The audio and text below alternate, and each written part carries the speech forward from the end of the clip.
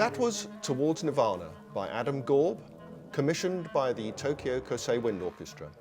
And I'll be talking to Adam in the first of my Conversations with Composers series, sponsored by G&M Brand Publications.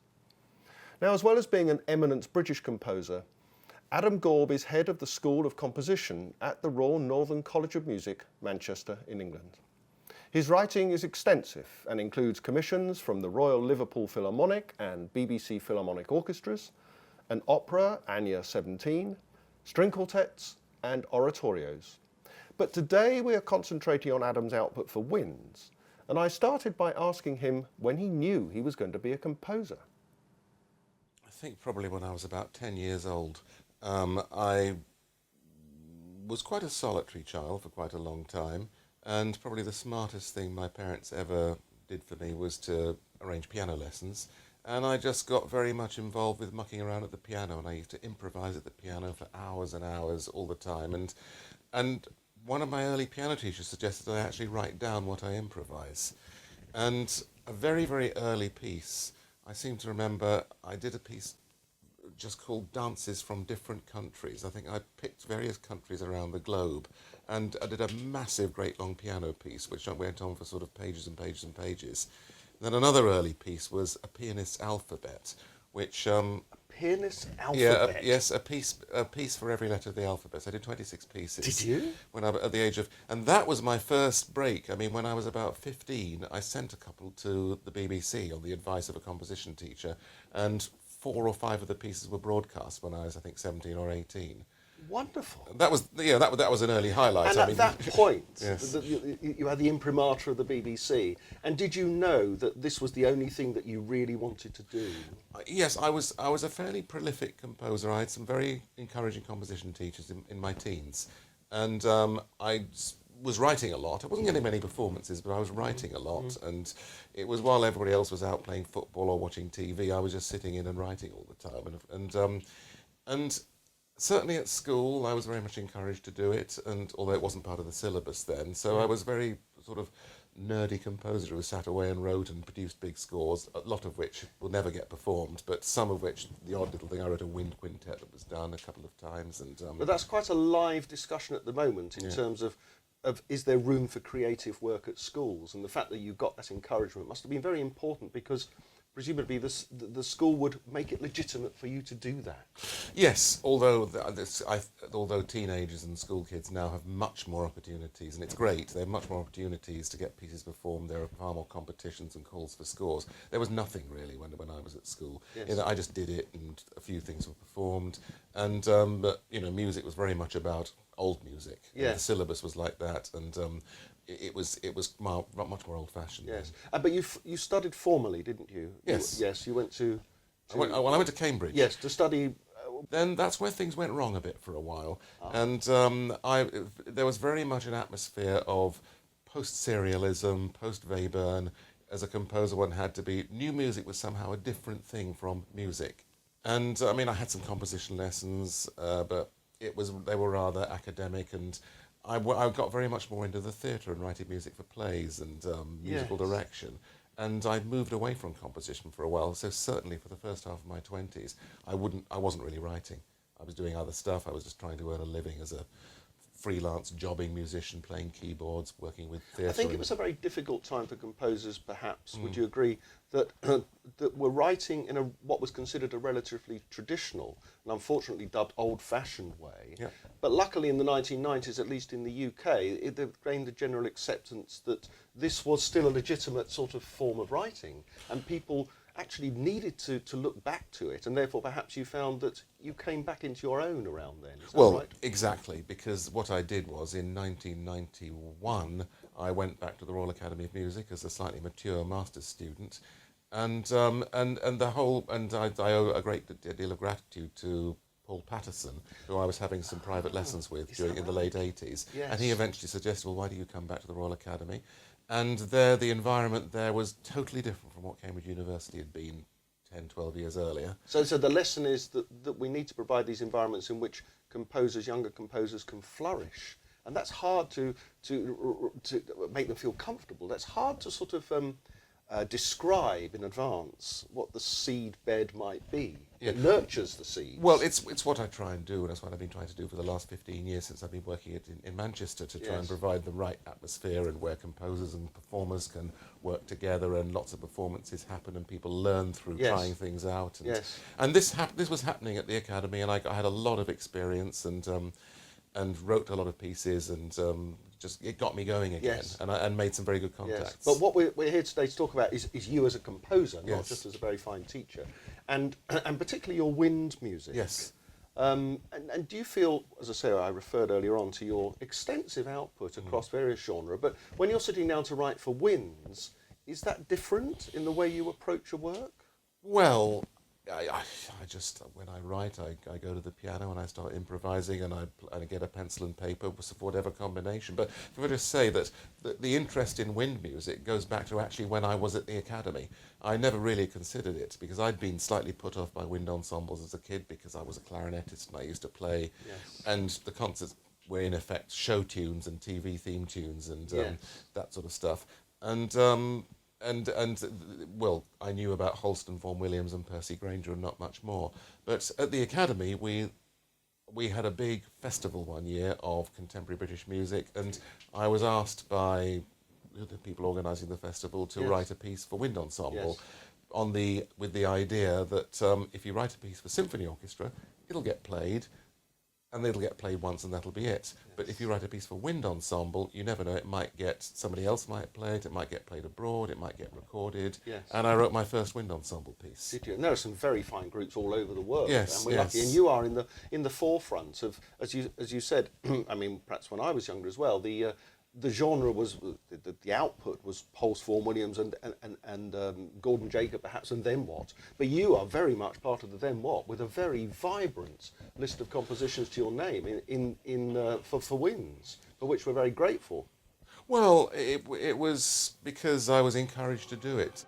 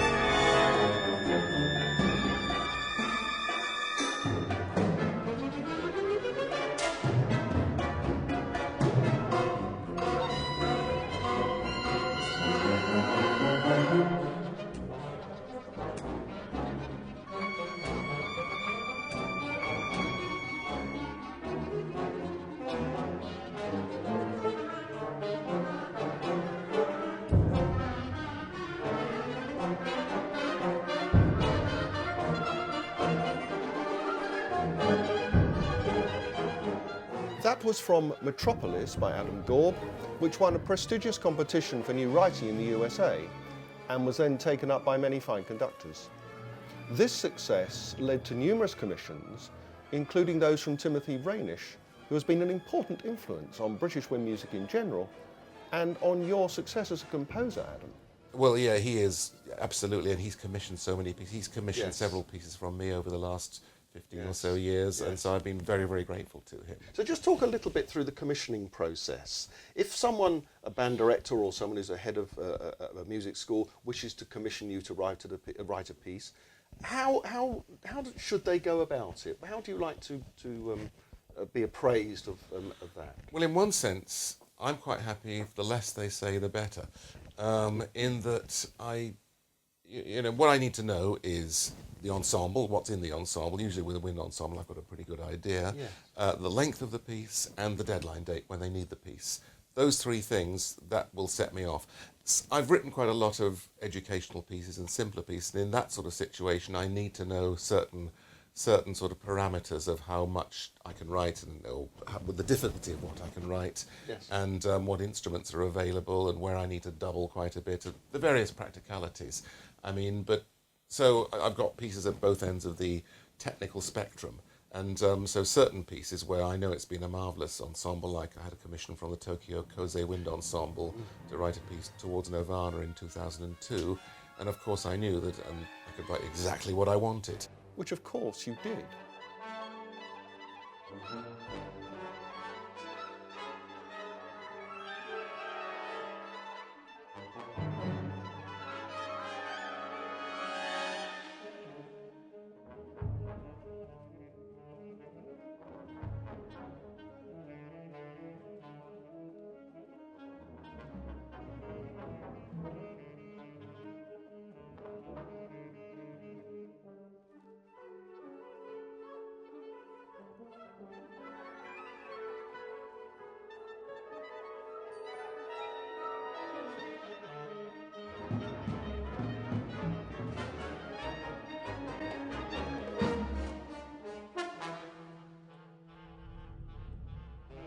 Well, that was another excerpt from Towards Nirvana for full wind ensemble.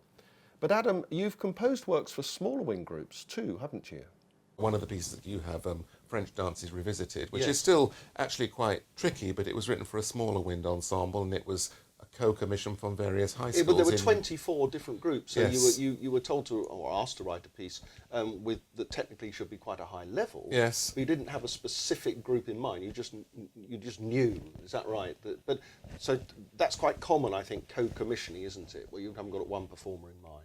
Well, co-commissioning is great for everybody. It's a little bit more difficult to organise because a lot of performers perform the piece, and the composer gets the performances, and Yes. and I think you just get to know more people. Yes. But you're happy for people to come to you directly to sort of to have an interchange with the commissioning body. You don't need someone in between or anything like that. I mean, I think in this day and age, any composer should be happy that anybody gives them a commission at all. Yes. So however it happens, I don't think one should be too fussy. And so Yes. I know some composers, I don't have an agent, but some composers Right. do have agents. And I Yes. know sometimes, a couple of times, it has been through a publisher and the commission's been decided. But usually in the last, say, 15 or so years, it will come through either somebody talking to me or through the internet.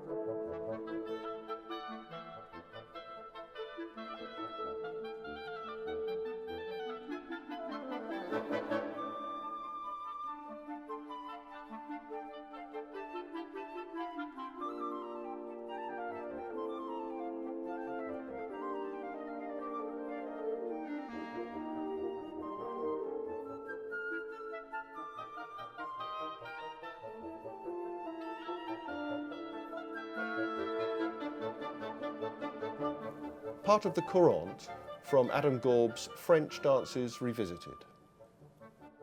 You referred earlier to the technical demands. Now, I know that you've written and been commissioned to write pieces with starting at a very low technical level and perhaps limited orchestration at what American grades might be 1.5 and all that sort of thing. Now, is that a challenge for you to write with a low technical demand? Well, it is. What I sometimes think of in that situation is when I was a kid, I used to, for very early on, there were some rather terrible piano pieces I had to play about sort of little sheep in the field and terribly twee.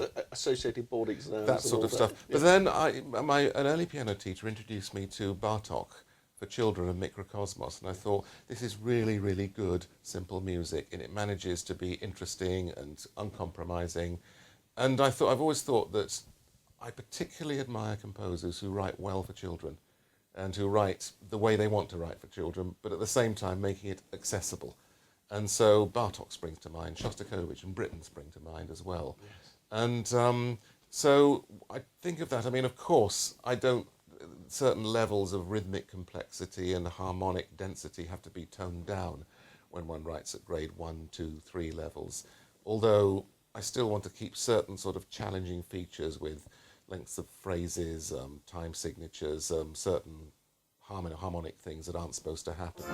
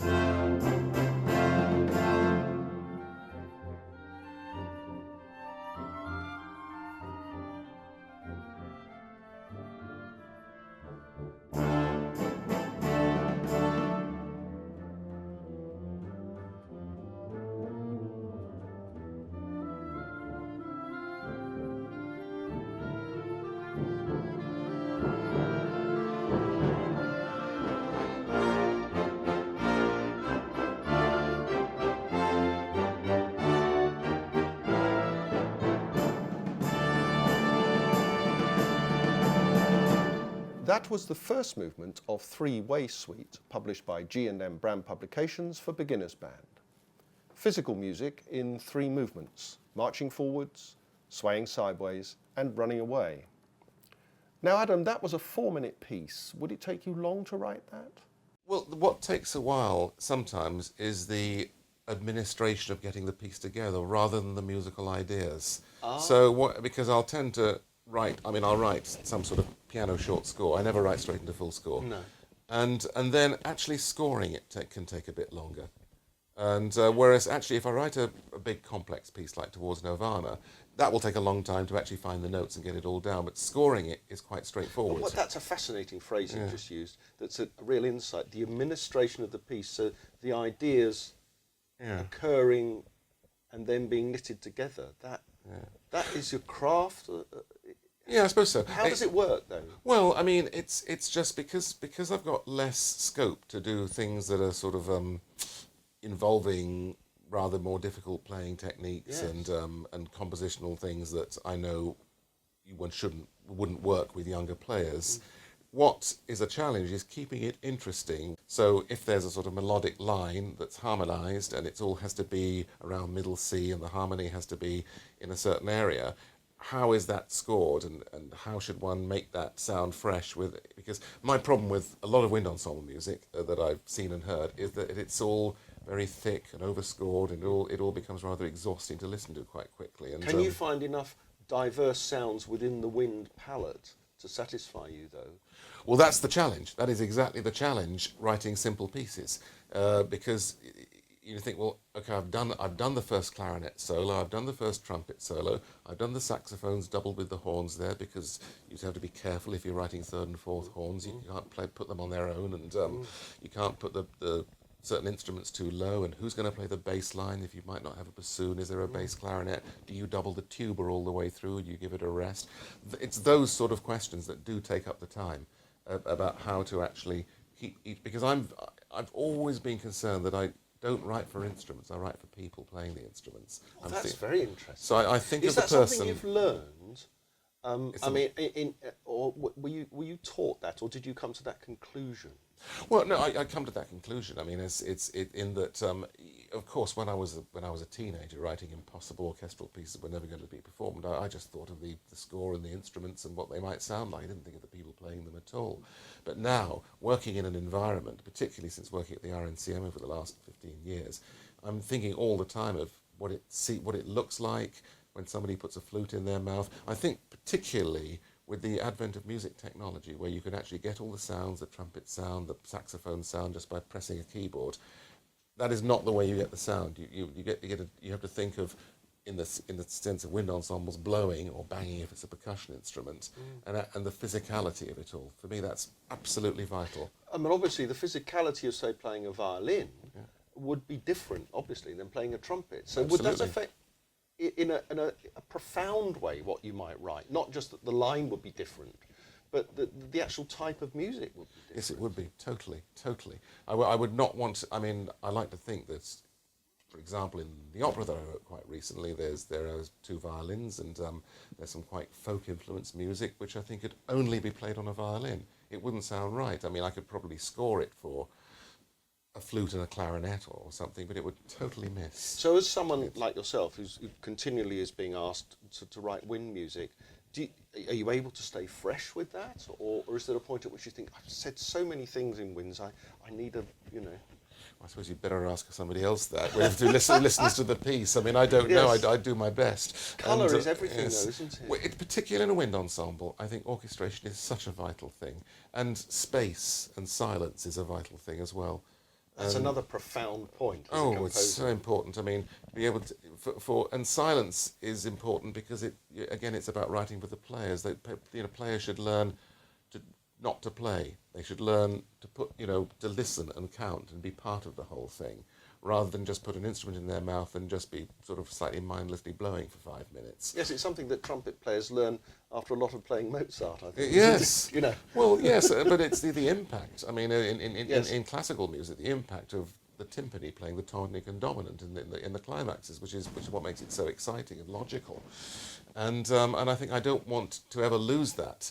And so I am sort of thinking all the way through with every part that there's a person there sitting there doing it. But that affects very much the way in which younger players particularly are taught to play within the band, because a lot of band directors might say, well, I can't play this score in my guard, there's not enough for them to do. Yeah. And because they want to be playing all the time, they don't come to band to sit around. Well, now, how do you get that across to someone that has not come to band to sit around? Well, I mean, I think I've lost some performances that way. And I've also lost some performances because what a lot of bands want is loud, fast music.